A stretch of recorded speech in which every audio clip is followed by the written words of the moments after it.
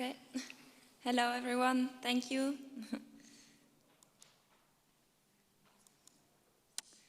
Okay, yeah, as I was introduced, my name is Laura Muhr. I'm working for E-DYCE, that's a research institute in Saarbrücken. It's a research institute for future energy systems.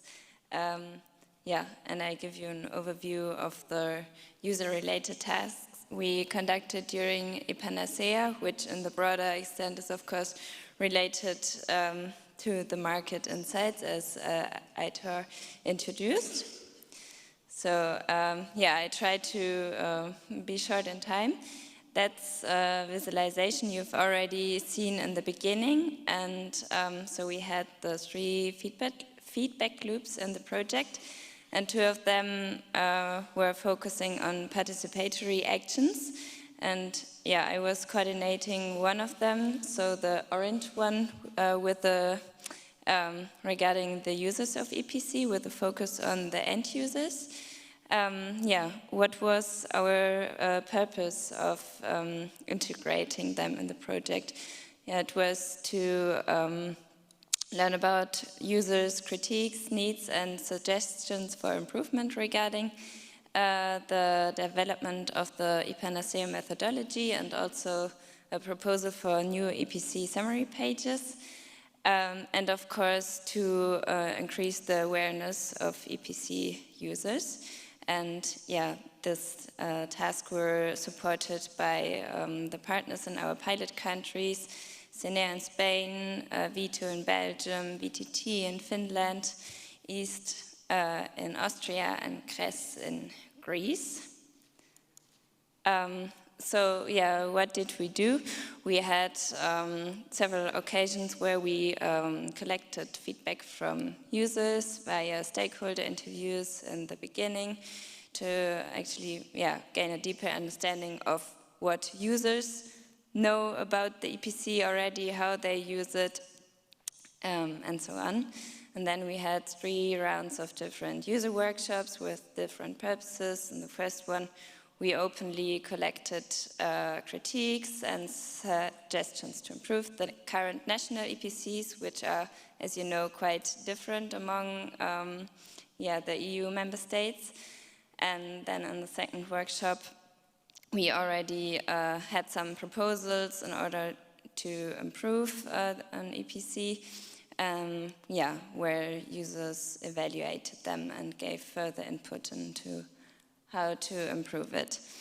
And then we had a final workshop where we presented our suggestion for a new EPC layout to one group and presented the current EPC to the other group, and we compared their evaluation and acceptance in order to see whether our proposal now performed better. So who did we actually take into consideration? We didn't only focus on end users, but on everyone along the value chain of EPC.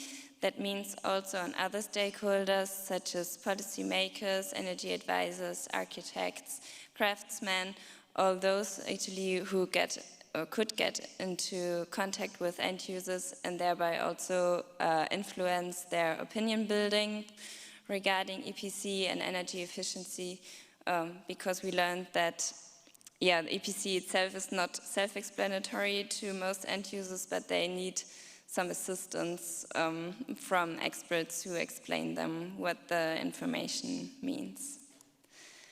Here you see that we in total in all participatory actions had 375 participants where we collected feedback from, and you see from the diagram that about half were end users and the other half were composed of other stakeholders which are experts in this field.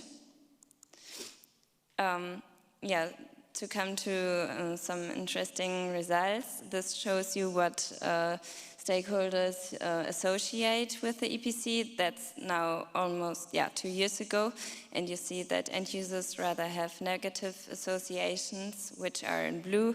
So you see that to them it's a mandatory document, it means extra costs, it's obligatory, some say it's a problem, and so on. Whereas, policymakers or other experts, of course, they know about the theoretical value of the EPC, that it can be used, that it's the only document which actually shows the as-built situation, and so on, that it's used to compare buildings.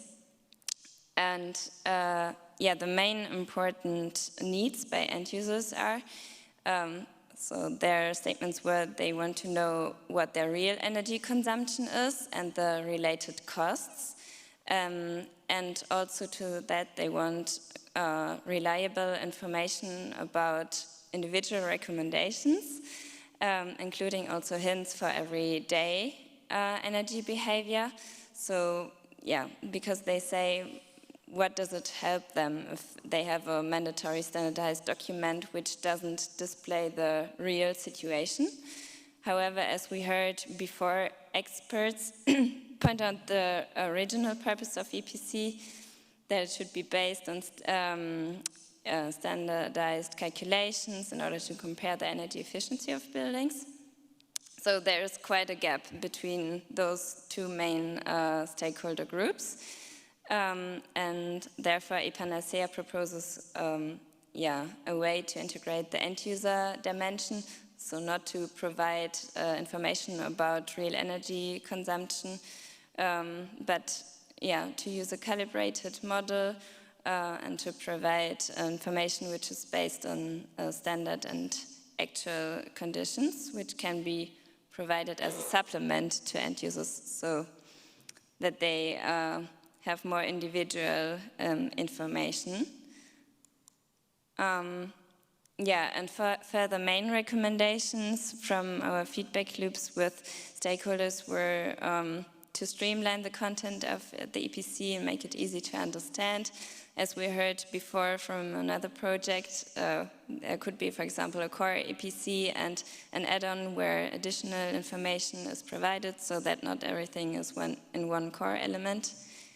And we were also aiming, or we did actually split the EPC into several pages. So the first ones are oriented towards all, whereas there are 2 additional pages oriented only to end users.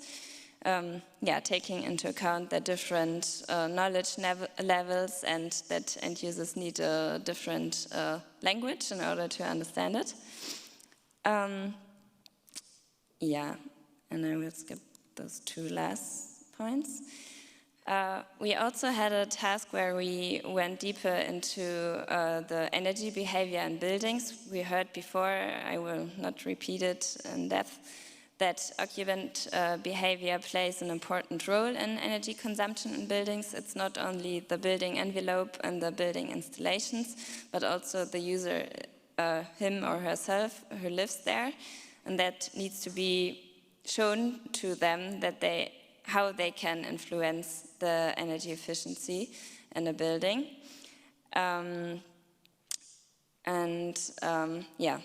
This we do through the integration of actual conditions in ePANACEA and by the use of the calibrated model. From theory and research, we know that there is a need to reduce this performance gap, but this also somehow meets end users' demands on more individual and tailored information. So we think it's a really important aspect to tackle. This is my last slide, just briefly showing 2 pages of our proposal for new EPC summary pages.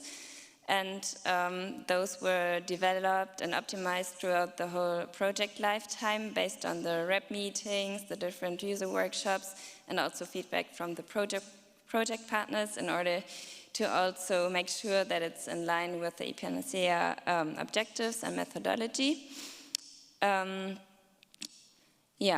and currently we tested those, and the outcomes says that it's perceived as useful by the majority, but it even has to be more easy to understand for end users and more streamlined. So and this could be all well realized in a digital version. So I think it's valuable to keep working on a digital EPC, where additional information can easily be shown by clicking on something. Yeah, and just what I want to say regarding the use of EPC, it's of course important how the EPC looks and how understandable it is, how useful it is, but it's only also the context around it. So 3 years ago, I haven't talked to many persons who said they will use it, but now the whole context has changed and energy performance became more important, prices raised for energy. So that's why I think that also the EPC will be used more by users, how good it is or not. Yeah. Thank you very much.